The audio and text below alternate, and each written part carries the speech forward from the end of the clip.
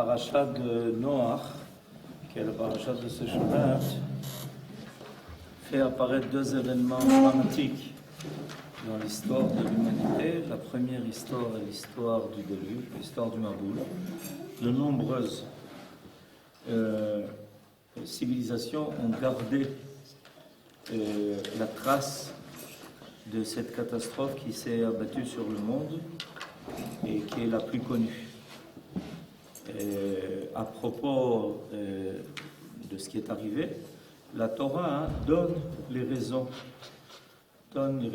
et montre le lien entre la conduite immorale de l'homme et la nature qui est complètement dérangée à un tel point que le monde entier est submergé et l'humanité détruite, à part Noach, sa femme, ses enfants et leurs femmes.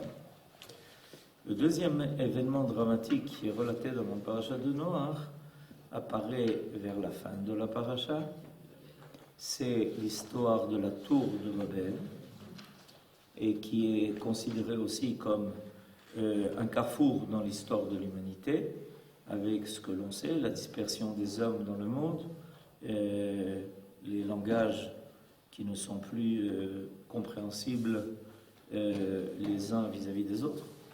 Mais ce qu'il y a de très surprenant à propos de la tour de Babel, c'est que les raisons qui amènent à cette décision divine de disperser l'humanité dans le monde entier, avec tout ce que ça implique jusqu'à aujourd'hui, y compris les rivalités, les hostilités, les guerres, etc., parce que tout ça découle de ça.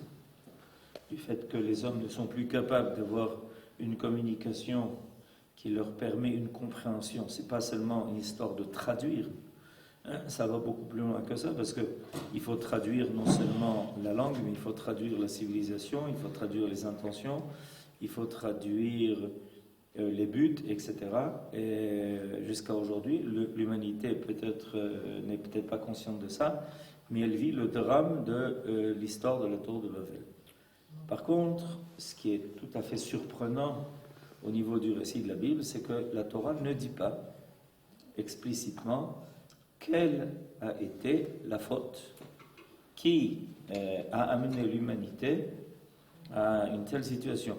C'est-à-dire, après le déluge, si on voit un nouveau départ, Noach et ses enfants vont commencer un nouveau départ de l'humanité qui va petit à petit retrouver ses forces, qui va se répartir dans le monde entier.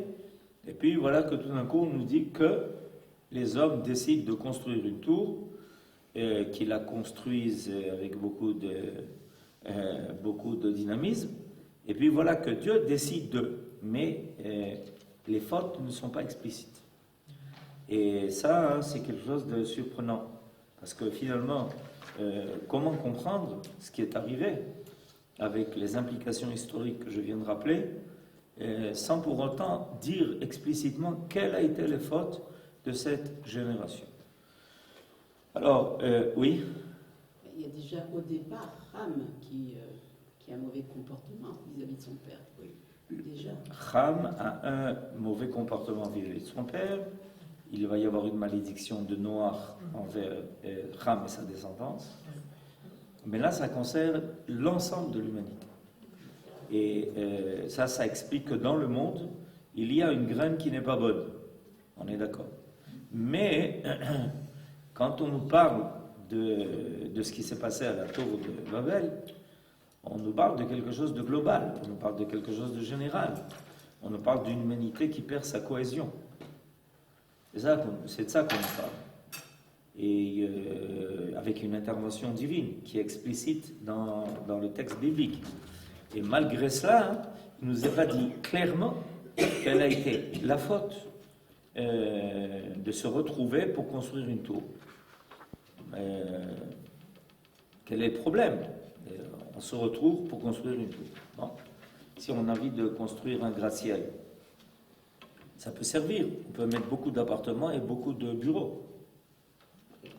Quel est le problème? Et ce n'est pas marqué dans la Torah, ce n'est pas marqué en toutes lettres. Il faut comprendre entre les lignes. Il faut faire attention à certaines choses qui sont dites et surtout à certaines choses qui ne sont pas dites. Et il y a quelque chose de très différent et le résultat va être aussi différent d'ailleurs. D'accord ? L'humanité ici n'est pas détruite. Ce qui est arrivé avec le déluge. Alors qu'avec la tour de Babel, l'humanité est dispersée. Ce n'est pas la même chose. Il y a un épisode où l'humanité est détruite, et il y a un épisode où l'humanité se disperse. Et elle perd son unité, elle perd sa cohésion, elle perd la coopération qui était tellement évidente jusqu'à ce moment-là. Alors il y a quelque chose qu'il nous faut comprendre. Alors les sages se sont attelés à cette recherche. Évidemment, ils avaient des sources pour cela, d'essayer de comprendre quel a été le problème qui est apparu dans cette nouvelle humanité de l'après-déluge. Après le déluge, il y a une nouvelle humanité qui apparaît. On attend évidemment de cette nouvelle humanité de tirer les leçons, les conclusions de ce qui a amené à une destruction. C'est encore frais, c'est pas si loin que ça. Donc on a encore cette conscience. Noach est vivant, ses enfants sont là, on peut leur poser des questions. Ceux qui sont apparus après le déluge, ils peuvent demander des conférences de Noach et de ses enfants pour qu'ils leur expliquent qu'est-ce qu'il y a eu, quelles ont été les erreurs, qu'est-ce qui risque de déranger le monde, qu'est-ce qui risque de provoquer la perte de l'humanité. C'est encore frais, c'est encore récent. Alors, voilà qu'ils réagissent, et qu'est-ce qu'ils font? Migdal Bavel. Pourquoi? Qu'est-ce que cette réaction traduit de la part de ceux qui, en ce moment-là, ont comme rôle de diriger l'humanité? Ce sont eux. Maintenant, il y a une nouvelle humanité, il y a de nouveaux dirigeants à l'humanité. Qu'est-ce qu'ils proposent? Il faut bien comprendre, il y a un contexte général. Ça n'apparaît pas dans rien. C'est pas un jour, le matin, quelqu'un s'ennuie et il dit « Venons construire une haute tour ». Intéressant. Mais c'est pas comme ça que ça se passe. On ne prend pas de telles décisions et de telles initiatives, et surtout que cette initiative a pour but de rassembler tout le monde dans une même œuvre. Alors, comme je disais, il y a une analyse qui a été faite par nos sages de cette faute-là. Les diverses conceptions précitées sont néanmoins réunies en une même perspective par Rabbi Yehuda Leib Bloch de la Yeshiva de Telz dans un livre qui s'appelle Shiurei Da'at, qui souligne que les sages du Midrash donnent les motifs avoués et reconnus, tandis que Nachmanide et les kabbalistes indiquent les pensées secrètes ou subconscientes. Il apparaît ainsi que l'idée initiale de Nimrod, c'est lui qui est le big boss. Nimrod est le big boss de l'époque de la tour Babel. C'est lui. C'est lui à qui on fait confiance, number one. C'est lui. Alors, il apparaît ainsi que l'idée initiale de Nimrod et de sa génération fut de rassembler les contemporains en une même contrée en vue de concentrer les efforts collectifs pour la découverte des forces cachées dans la nature, dont la mise en valeur serait susceptible de protéger le genre humain contre toute calamité et catastrophe de la nature, comme contre toutes les puissances maléfiques. C'est-à-dire que ce qu'il fait appeler, c'est que ce qui apparaît, c'est que Nimrod a une idée. Il n'est pas le seul, il propose son initiative à droite, qui accepte, qui disent oui, c'est une bonne idée. Quelle est l'idée? L'idée c'est comme ça. On va édifier le centre de la recherche humaine. On a pris conscience de ce qui nous est arrivé avec le déluge.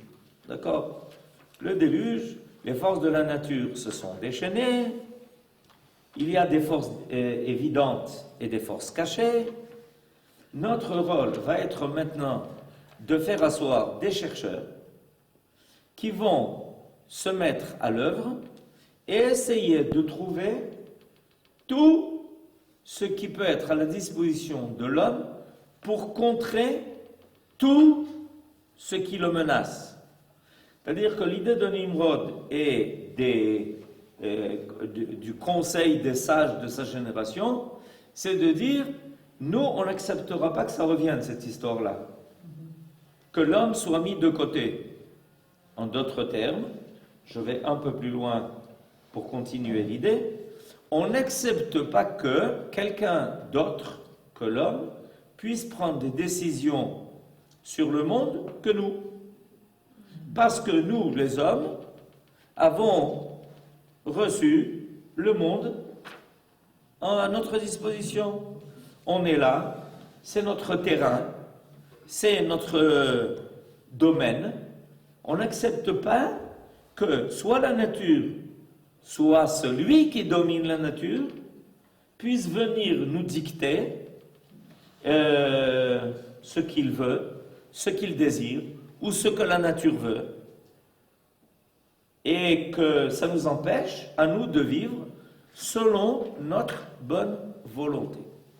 Alors, on n'est pas des enfants de cœur, on réunit, on fait un centre le plus riche possible, le plus élaboré possible, un centre de recherche qui va nous permettre de découvrir tout ce que on a essayé de nous cacher.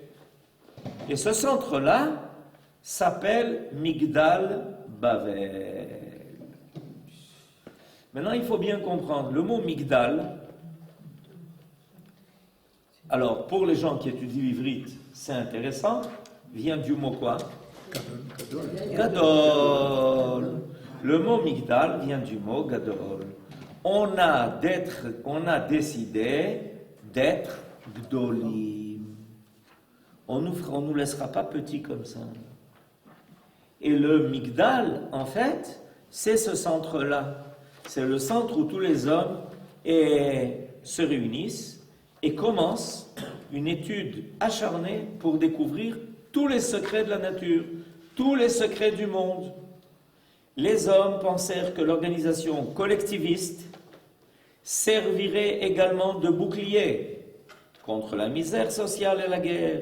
Ils se réunirent à cet effet dans la vallée de Shinar, qui formera ultérieurement le territoire de Bavel, et le roi de Bavel, qu'on va retrouver beaucoup plus tard. Nimrod est le premier roi de Bavel. Mais il y a quelqu'un qui ensuite va vouloir hériter de cette idée. Et on le connaît. Il s'appelle Nebuchadnezzar, qui décide de n'être pas moins que le roi du monde. Pas moins que le roi du monde. Et à partir de là vont commencer, nos sages nous disent, les 4 empires. Et ce qui va caractériser les 4 empires, c'est que tout celui qui se trouve à la tête de chacun de ces 4 empires décide d'être le roi du monde. Il faut bien comprendre. Nebuchadnezzar, il n'a pas du tout l'intention de se contenter d'être le roi d'un petit territoire et d'être gentil et tranquille dans son petit palais. Pas du tout, pas du tout. Il veut être le roi du monde. Il a cette ambition, il le veut et il fait tout pour y arriver. Il est même prêt à se faire aider par les Juifs pour ça. Et son meilleur conseiller, c'est Daniel. C'est intéressant, cette situation où régulièrement, dans l'histoire de l'homme, il y a des hommes qui veulent être le roi du monde et ils ont toujours besoin d'un juif à leur côté pour ça. Kaniri qui connaissent comment on fait, ils savent comment on fait pour devenir le roi du monde. Eh bien, ça commence par Nimrod. Ils se réunirent à cet effet dans la vallée de Shinar, qui forma ultérieurement le territoire babylonien. Ils construisirent la cité sacrée de Babel, c'est-à-dire, on n'y rentrait pas facilement, il fallait montrer patte blanche, il fallait avoir le code pour y entrer, etc., etc. C'était très sérieux ce qui se passait là-bas. Et il y avait là-bas des laboratoires de recherche. Des laboratoires de recherche. Avec les meilleurs penseurs, les meilleurs rechercheurs, les meilleurs scientifiques. Et ils travaillaient du matin au soir, on leur donnait tout ce qu'ils voulaient. On leur fournissait tout ce qu'ils pouvaient espérer. Et ils érigèrent comme ça de renseignement. Là-bas, ce centre-là, témoignage de puissance, instrument de défi, aux divinités habitant les cieux, la tour gigantesque aux 3 étages, atteignant plus de 200 mètres d'altitude. 200 mètres d'altitude, c'est 100 étages, un peu moins. À cette époque, c'est haut. Alors, il faut le faire.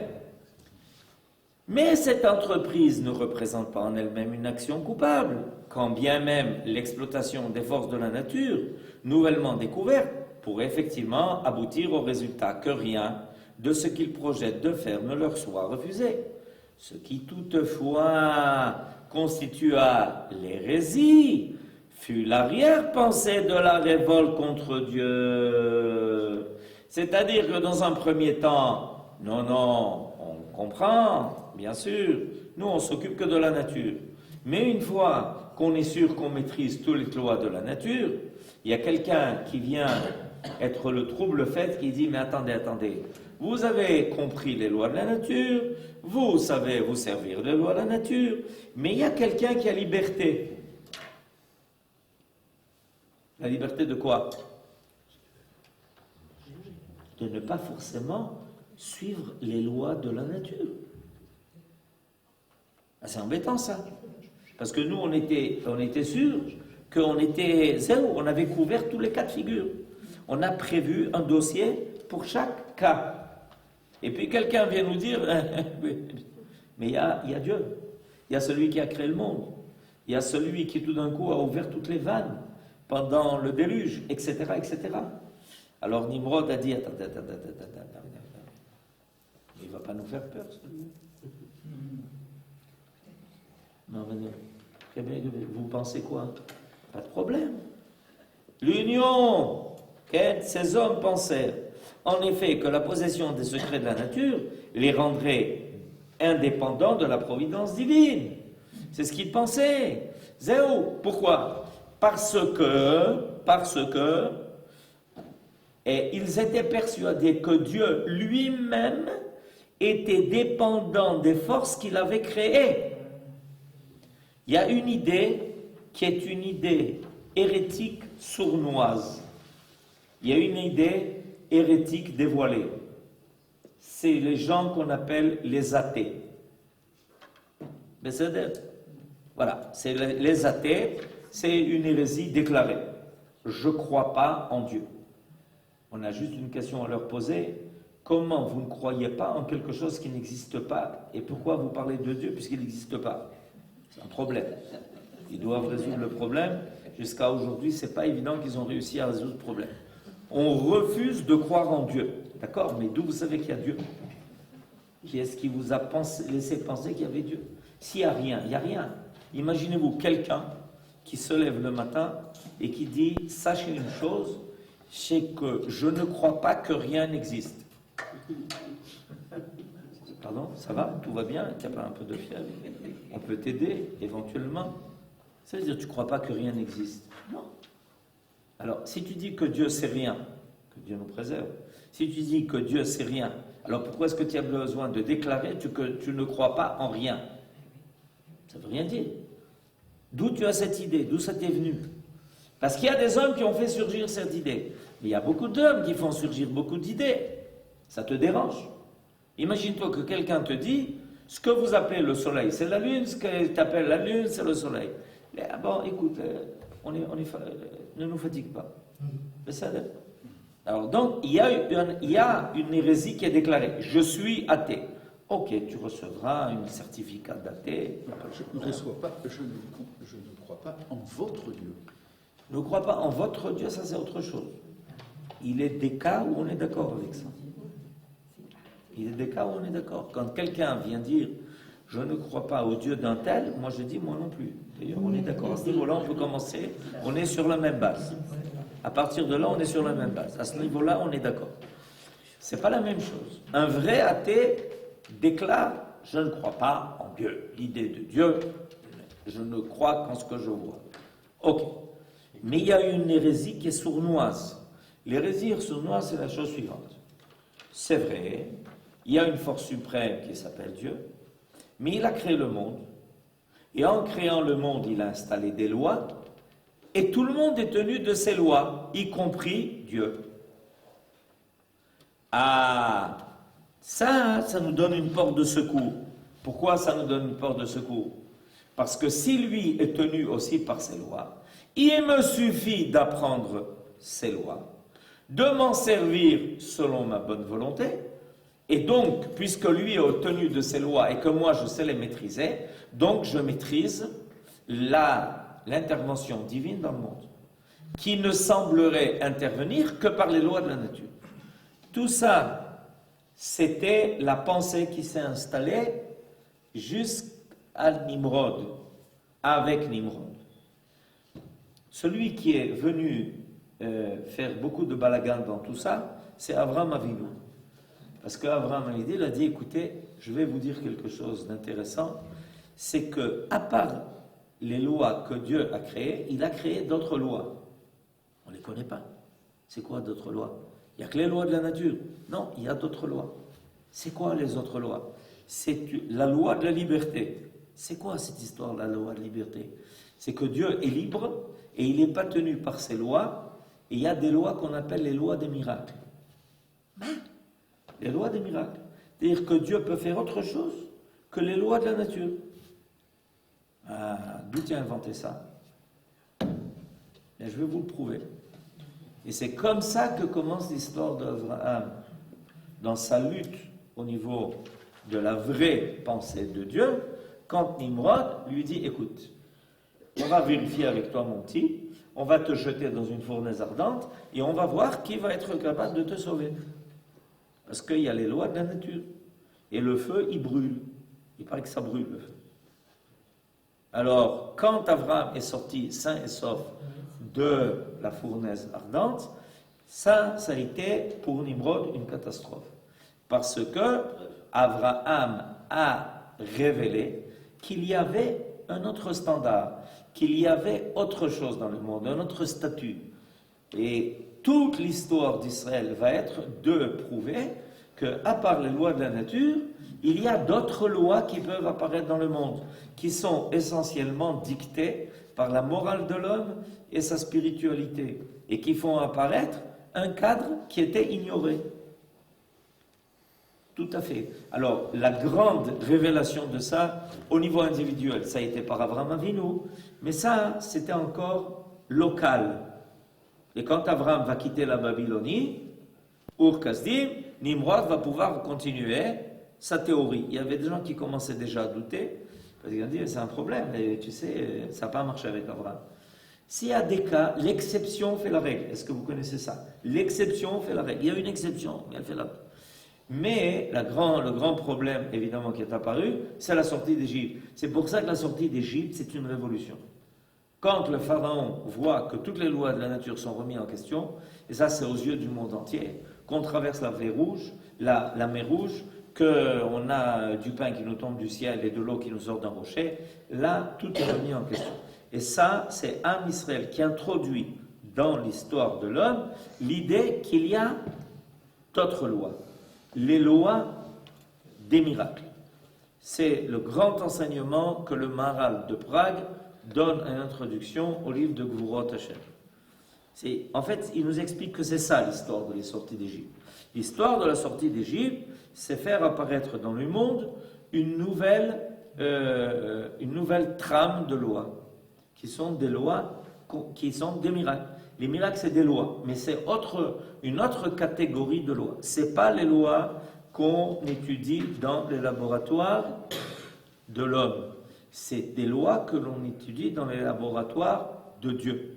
Est-ce que vous savez où sont ces laboratoires-là? Ouais. Où sont?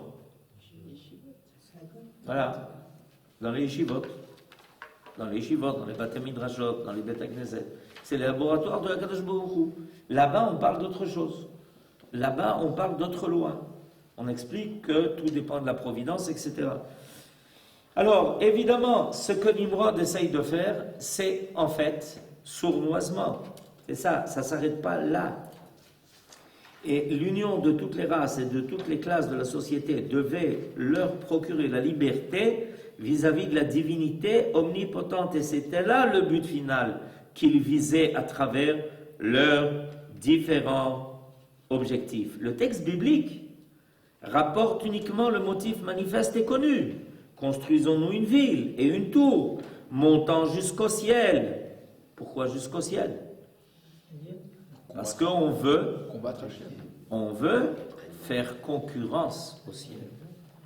Et faisons-nous un renom, c'est-à-dire plus Hachem, mais Hachem Shelanu. Pas Hachem. Venaase la nous, Shem. Et nous nous ferons un nom à nous. Et faisons-nous un renom de peur d'être dispersés sur la surface de toute la terre. Mais la tradition cite les différentes raisons plus profondes qui, quoique variées, concouraient tout au même résultat. C'est ainsi que les uns disaient « Nous ferons la guerre à Dieu, du haut de la tour. » Cette intention est enseignée, etc.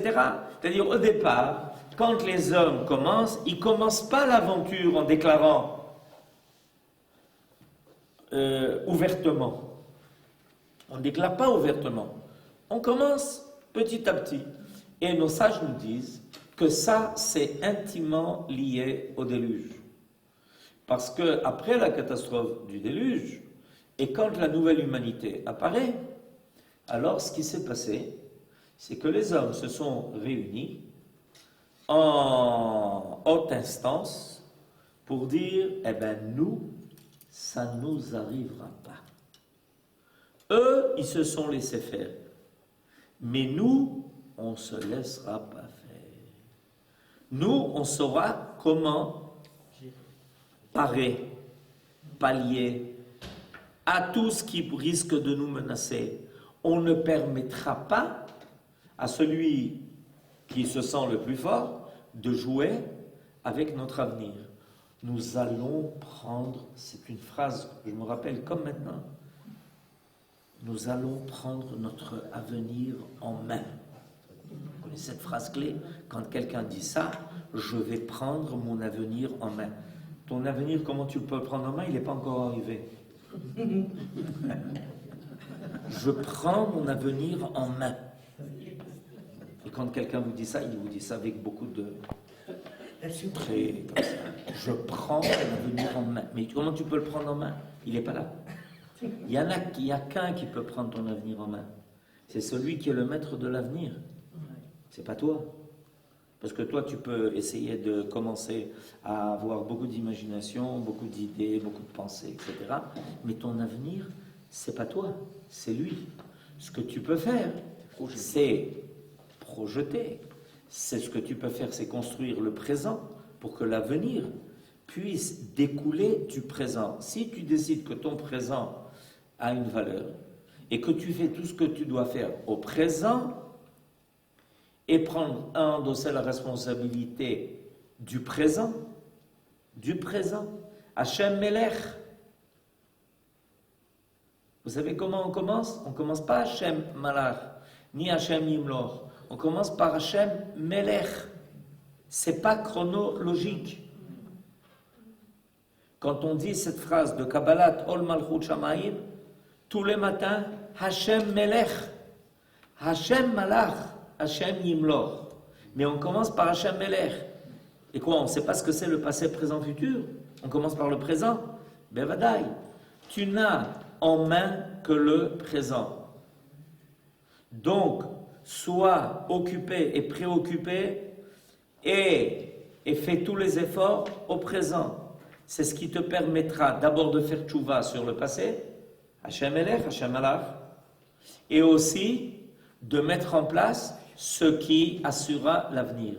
Mais s'il dit, je vais prendre mon avenir en main, Habibi, je ne sais pas, tu as trouvé des mains pareilles pour prendre ton avenir en main. Parce que ton avenir, et même la minute qui va suivre, tu ne sais pas du tout ce qui va se passer. Personne ne le sait. Ok, alors donc, il faut être conscient de ça.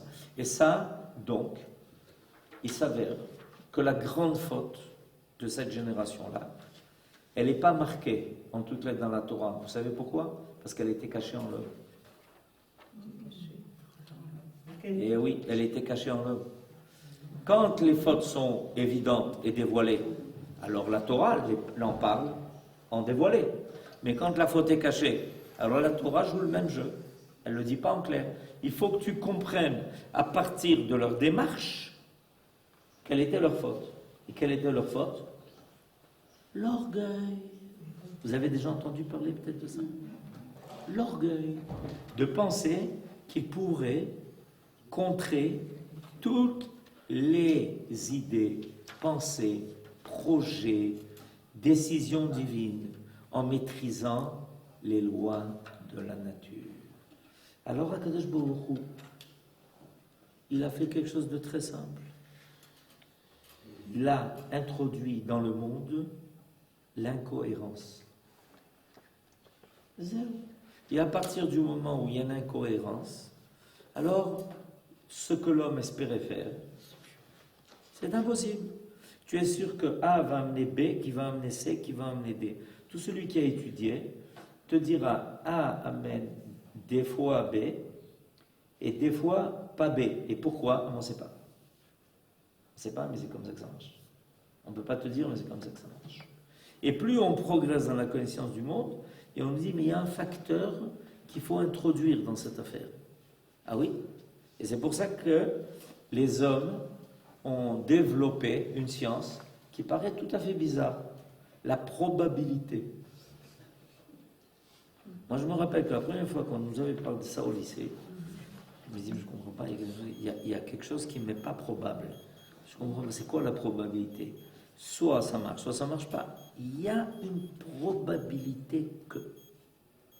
Et tout le monde, dans tous les domaines de la science, utilise comme facteur scientifique la probabilité. Mais probabilité, c'est pas sûr. C'est pas sûr. Mais il y a une probabilité que. Quelle est la probabilité, monsieur? 1 sur 100. Et si je suis 1, alors ça peut arriver. Parce que Akadosh Baruch Hu, il a gardé en ses mains le facteur inconnu de ce qui peut arriver. Et c'est comme ça que l'orgueil de l'homme est ramené à sa juste mesure.